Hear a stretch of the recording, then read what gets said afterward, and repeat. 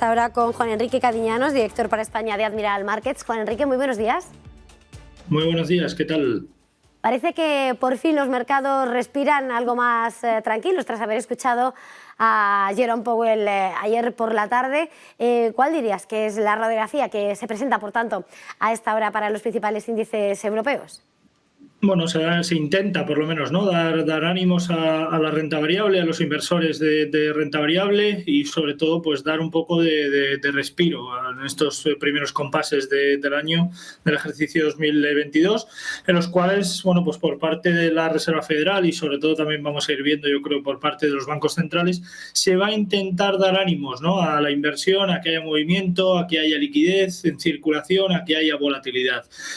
No sé si lo van a conseguir porque al final, lógicamente, por mucho que quieran dar ánimos, por mucho que quieran hacer comentarios positivos, la economía manda, la situación actual no es para nada halagüeña, no podemos hablar de que nos encontremos en un escenario positivo, al menos no en el corto y por supuesto no en el medio plazo, y bueno, las tortas vendrán viniendo, o sea, irán viniendo y al final bueno, nos encontraremos en una situación delicada, en una situación complicada en cuanto a los mercados y sobre todo con una inflación que vamos a tener que luchar mucho contra ella. El escenario es propicio para tener que invertir, pero hacerlo de manera estable, hacerlo de manera muy diversificada y sobre todo de forma muy inteligente, pero ya digo que por parte de la Fed, por parte de los bancos centrales, los ánimos y el camino va a seguir siendo el mismo, el ir dirigiendo esos comentarios a un tono positivo, que el mercado está bien, que la economía está bien, que las medidas que se van a tomar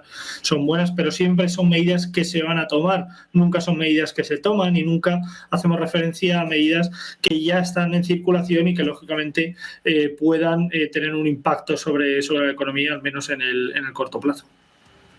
En cuanto al comportamiento de sectores y valores protagonistas, querría preguntarte cómo ves, hemos visto al Nasdaq anotarse esas fuertes subidas de la jornada de ayer, también después de haber sufrido, y estamos viendo cómo también la tecnología está rebotando esta jornada en Europa. Hemos visto dentro del Eurostock 50 esas subidas también en algunos de esos títulos protagonistas. ¿Cómo ves al sector?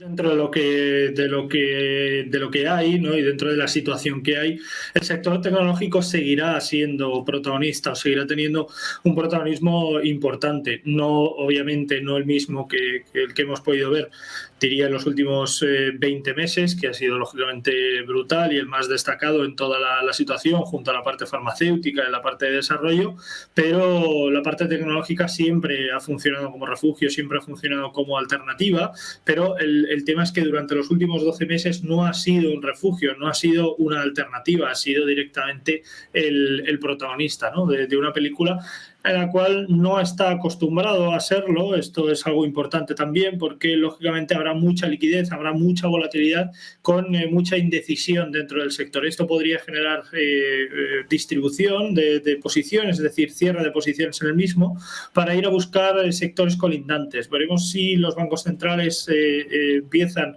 a cumplir con esas expectativas en cuanto a la subida de tipos, y esto ocurre lógicamente el sector financiero podría captar gran parte de esa liquidez, pero la parte tecnológica siempre, como digo, será muy segura, será una estructura bastante sólida y sobre todo un mercado muy refugio dentro de lo que cabe. Por lo tanto, yo creo que seguiremos viendo volatilidad en cuanto a distribución y acumulación de posiciones. Dudo mucho que volvamos a tener un confinamiento, por lo tanto no será protagonista nuevamente, al menos no de la misma manera que lo ha sido, pero siempre es un seguro. Hablamos de un sector con mucho recorrido, pese a lo subido y pese a todo el protagonismo que ha tenido positivo en cuanto a los últimos meses, y aún así yo creo que nos seguiríamos encontrando en un escenario propicio, ¿no? para verlo, ya que los ratios de endeudamiento que tienen las compañías dentro del sector es muy bajo y sobre todo los descuentos por comparativos que tienen, aun con todas las subidas que hemos visto para este año, se espera que sea entre el 10 y el 12%, lo cual es una barbaridad. Desde el lado positivo, por supuesto, niveles de PER, niveles de free float que tiene dentro del mismo y sobre todo niveles en cuanto al cash flow que tienen las compañías, francamente bueno.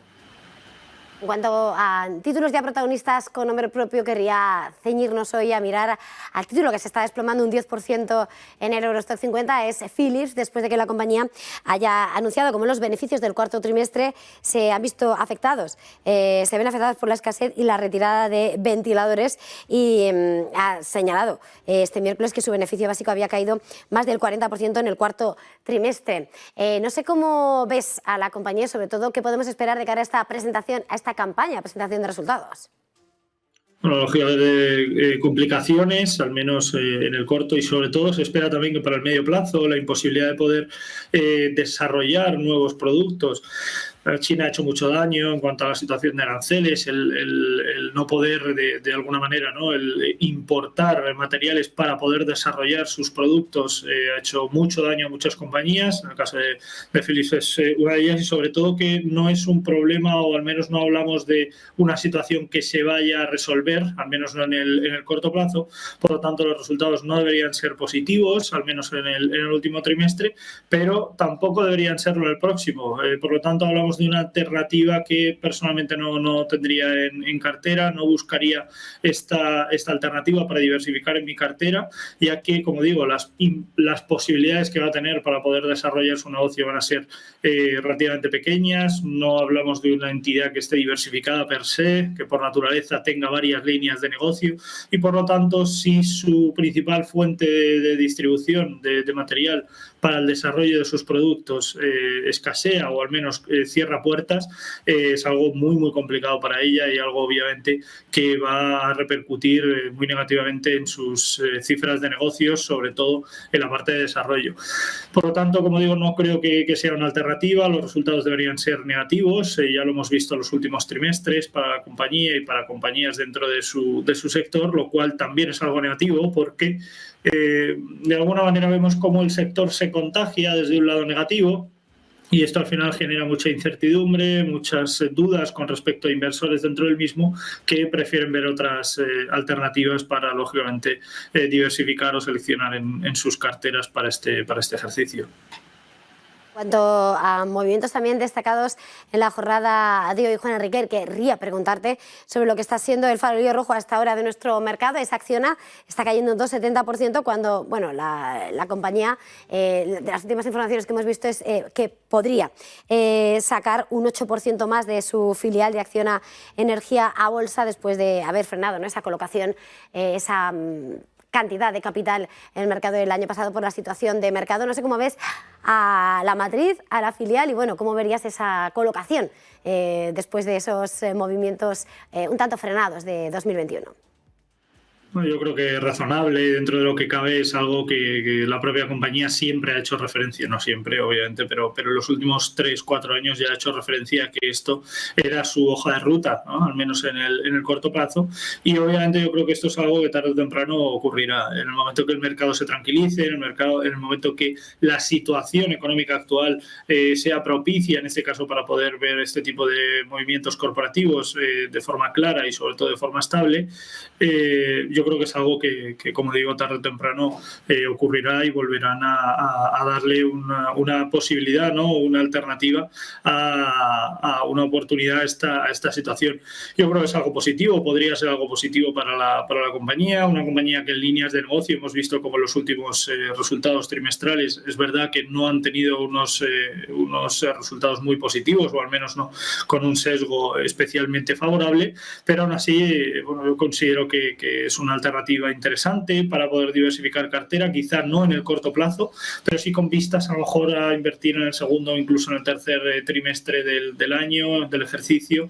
Veremos si la situación se estabiliza, si vemos como digo, un equilibrio dentro de la situación del mercado, y esto lógicamente puede dar alas, ¿no?, puede dar una posibilidad de enriquecimiento dentro del propio sector y dentro de la situación en la que nos encontramos. Por lo tanto, creo que puede ser una buena alternativa siempre y cuando la situación se relaje y se tranquilice, y lógicamente tanto el sector al que pertenece como los sectores colaterales yo creo que irán recuperando gran parte del terreno perdido, y sobre todo irán viendo números verdes en su negocio, lo cual lógicamente sería muy positivo para ellas. Mirando a esas recomendaciones que pudieras dar o esa visión, estamos viendo cómo de nuevo en el IBEX y en el mercado español en general vuelven a ser las acereras con el sector turístico, también Repsol, las que vuelven a protagonizar en este inicio de año la zona de las subidas. Estamos viendo 3,35% de subida para ArcelorMittal, 1,32%, algo más suave Acerinox, y luego colándose ese casi 3% que suma Meliá, 1,28% IAG y Repsol 2%. No sé, para estos dos sectores, ¿cuál es la perspectiva que arrojas hasta comienzo de año?